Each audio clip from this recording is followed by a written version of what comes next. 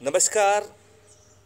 आजच्या या नवीन व्हिडिओमध्ये सर्वांचं हार्दिक स्वागत. मी आहे तुमचा मित्र राजू पवार आणि तुम्ही बघत आहात राजू पवार ऑफिशियल H1W हे यूट्यूब चॅनल. सर्वप्रथम मी माझ्या व्ह्यूवर्सला धन्यवाद करतो आणि त्या व्ह्यूवर्सचं मी इथे आभार करू इच्छितो. फार महत्त्वाची ही व्ह्यूवर्स आहेत. यांच्याच सल्ल्याने या चॅनलवर असे व्हिडिओज अपलोड होत आहेत आणि यांच्या सांगण्यामुळे चॅनल पण बऱ्याच प्रमाणात धावत आहे. त्या व्यक्तींचं नाव आहे माननीय साईनाथ पवार सर.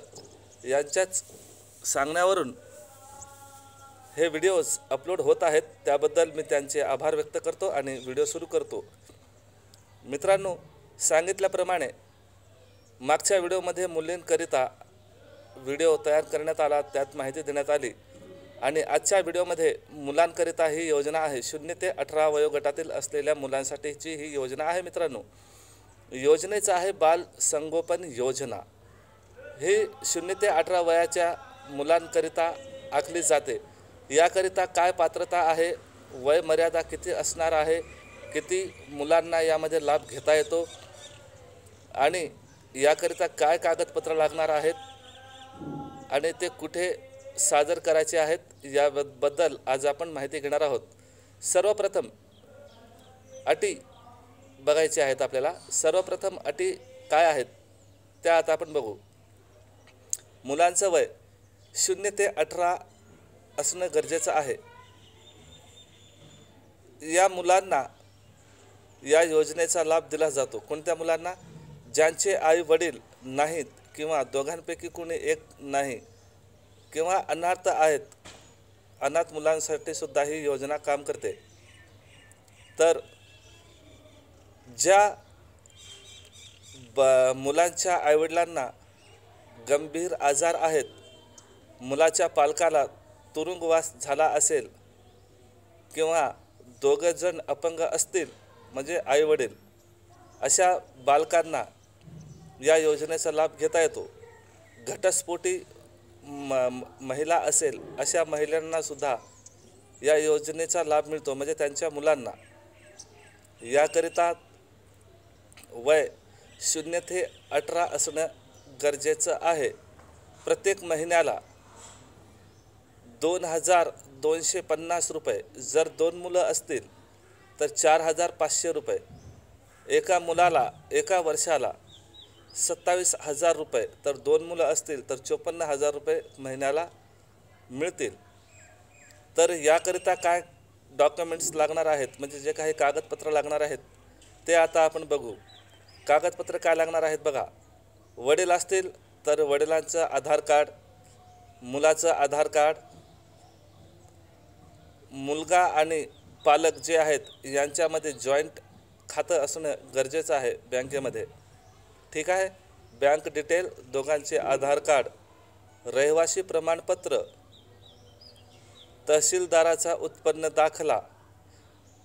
मुलगा शाळा शिकत असेल तर शाळेचं बोनाफाईट आणि मागच्या वर्षामध्ये पास झाला असेल तर त्याची गुणपत्रिका हे लागणार आहे. बघा, डॉक्युमेंट परत एकदा सांगतो. पाल्याचे आणि बालकाचे दोघांचे आधार कार्ड, दोघांचे जॉईंट अकाउंट असणं गरजेचं आहे. तहसीलदाराचा उत्पन्न दाखला, बोनाफाईट, गुणपत्रिका, रहिवासी प्रमाणपत्र, हे सगळे डॉक्युमेंट्स अर्जासोबत जोडायचे आहेत.